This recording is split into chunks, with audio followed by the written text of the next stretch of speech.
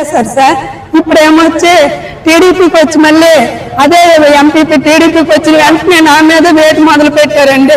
ఈసారి నేను వైసీపీ దాన్ని అంటూ నన్ను వేధిస్తూ అతను సాంబార్కి పిలిచి విపరీతమైన మాట్లాడుతూ రాజీనామా చేస్తావా చెయ్యమనుకొని మా ఊరు 9 మంది అతని అనుసరులు 9 మందితో పట్టును మేము మొదలు పెట్టేసి మా ఊర్లో నాతో ఎవరు మాట్లాడినా నాకు ఎవరు సపోర్ట్ చేసిన వాళ్ళకి గవర్నమెంట్ వచ్చే పథకాలన్నీ ఆపేస్తుందని చెప్పారు సార్.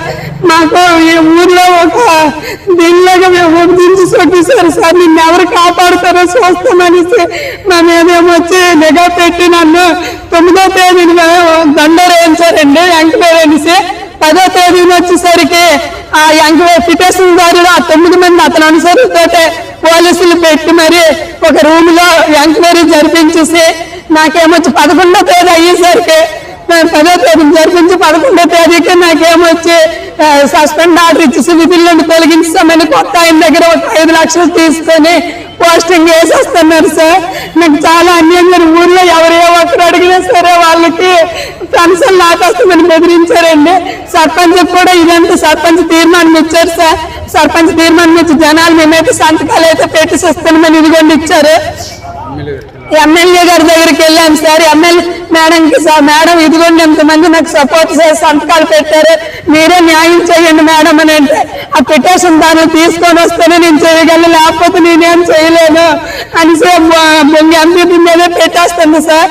ఈ ఎంపీ వైసీపీ టైంలో నుండి నాకు నైట్ పూట ఫోన్లు మాము చేసి వాళ్ళు సార్ ఇబ్బంది పెట్టి వాళ్ళు అతనికి ఇదాము లేదు అనేసి ఇప్పుడు నా మీద కక్ష తీర్చుకుంటున్నాడు సార్. ఎవరు ఇదవకుండా ఊర్లో నేను తలెత్తుకొని తిరగలేకపోతున్నాను సార్.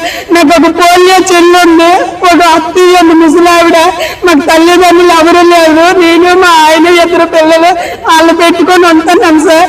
దానికి పట్టుకొని ఎక్కడికి నేను వెళ్ళలేమనుకుని ఆవిడ దగ్గర ప్రాధాయపడినా కూడా ఎవరో మా పాపను పోలియో పాపను తీసుకుని వెళ్ళి మేము కనీసం ఇవ్వలేమని అన్నా నేనేమి నాకు అధిక ఎవరైనా ప్రాధాయపడినా సరే నేనేం మాట్లాడలేను. వాళ్ళ దగ్గరికి వెళ్ళి ఆడుకనిస్తుంది సార్.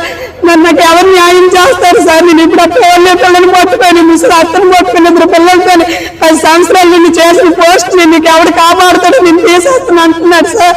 నేను ఇప్పుడు ఏం చేయాల్సి మీరే న్యాయం చేయండి సార్, లేదంటే నేను ఎక్కడైతే చనిపోతాను సార్. నా మీద ఇటువంటి అభియోగాలను మోపుతున్నారు. నాకు ఊళ్ళో మాత్రం చాలా హింసిస్తున్నారు సార్. నాతో ఎవరు మాట్లాడలేకపోతే నేను తలెత్తుకొని తిరగలేకపోతున్నాను సార్. నన్ను ఇప్పుడు 10 లక్షలు 5 లక్షలు ఇచ్చాడు, 10 లక్షలు ఇస్తే ఇస్తానంటున్నాడు సార్. నేను ఎలాగ ఇవ్వగలను సార్? మా ఎంపీ బొమ్మ సురేష్ సార్.